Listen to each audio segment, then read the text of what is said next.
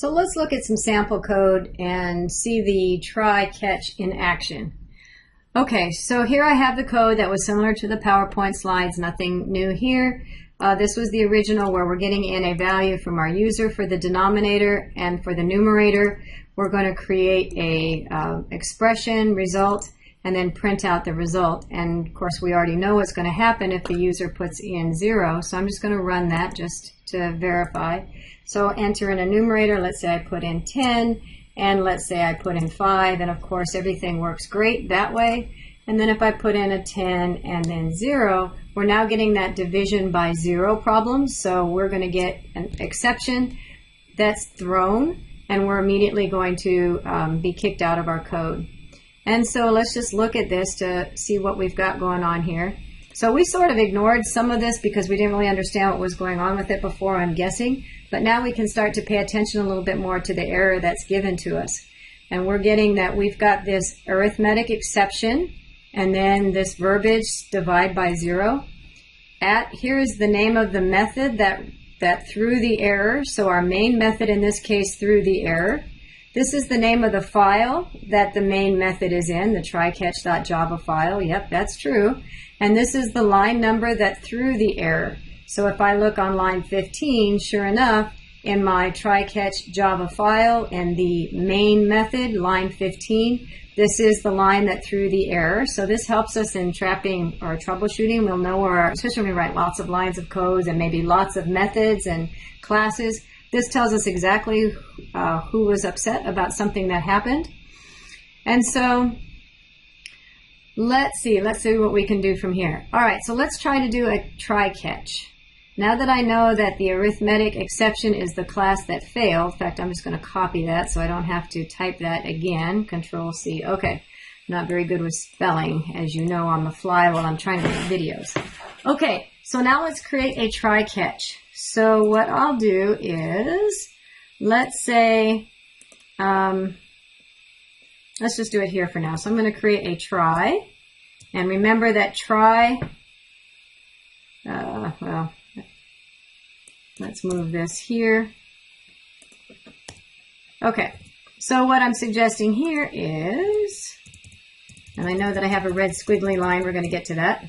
So in my try block, I want to do this expression, and if the expression works, if it returns no errors, no exceptions, this line will print out. Now, why am I getting a red squiggly line? Because the red squiggly sign says, hey, you've got to try without a catch. So we're going to add in a catch. And we have to, let's elaborate on this, we have to catch our error. So the first thing we have to do is put the name, just like we're doing a data type. We're catching a type, a class of arithmetic exception. And then you can put in here whatever you want your exception name to be. And we'll see why that comes into play. Well, it makes sense. We'll get to that. Okay, so we're putting in EX as our variable name. We're catching an error. And so the idea here is, what will we do if we catch an error? And I'm just going to copy some code that I have someplace else and I have to type it. So the idea here is, if we get an error, we're going to catch it in this block and print out, hey, you can't do that.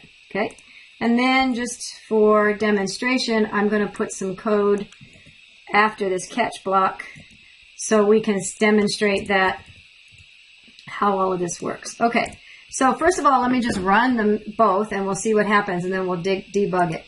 So if I put in a 10 and a 2, everything works just fine, so it printed out the result is 5, so that worked well. Let's run it again, and this time we're going to do the 0. So numerator is 10 and denominator is 0. And so you can see it did print out, you cannot enter a 0. So what I'd like to do next is, I'm going to debug the code. I want to walk through it. First, let's walk through the line that worked. So I'm going to say debug project, and enter in a numerator. We said 10, and then a denominator 5. And so what should happen is, we're stopped at this line of code. Numerator is 10, denominator is 5, so everything should work out fine. So I'm going to click on this step into, okay, So now result is given a value, it's given 2, so that works out well.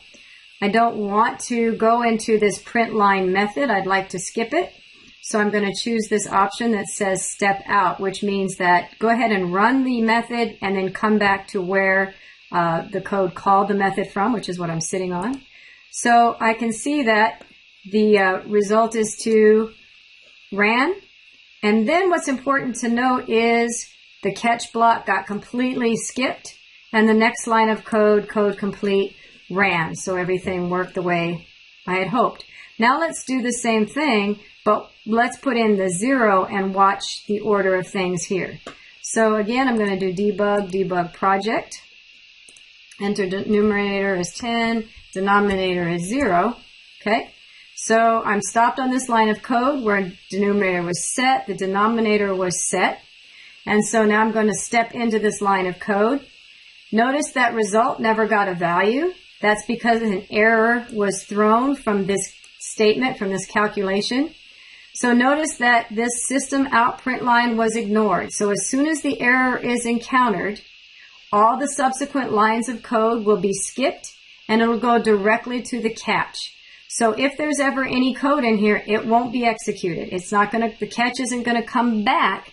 This will simply be ignored and the try block will move on. So we're now in the catch block.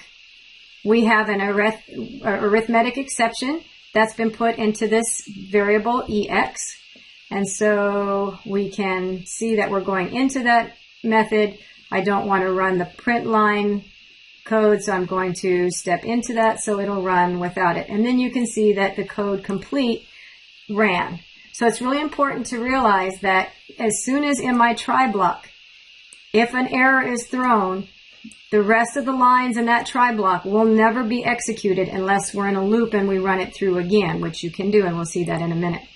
The subsequent lines are ignored. We go directly to the catch, and whatever's in the catch will execute, and then we'll continue on past that into the next line of code, whatever that happens to be.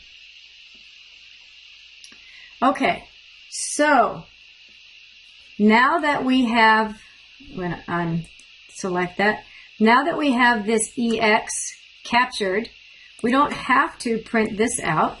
Now what we can do is utilize methods, and it turns out that there are methods from the throwable parent class way up the chain that we can use that are helpful. For example, I'm going to, instead of system out, you can generate your own message for sure, but let's just, for an example, we're going to take X and we're going to use their get message method. Okay, and so now when we run the code, let's see what comes up. Something that should look familiar to you. I'm just going to run it. We don't need to step through it now. Numerator is 10, denominator is 0. Look at what comes out. So remember that message we saw earlier in when the message was thrown, and we saw it here in our console. Now you can see that's the message that we can get from the get message method.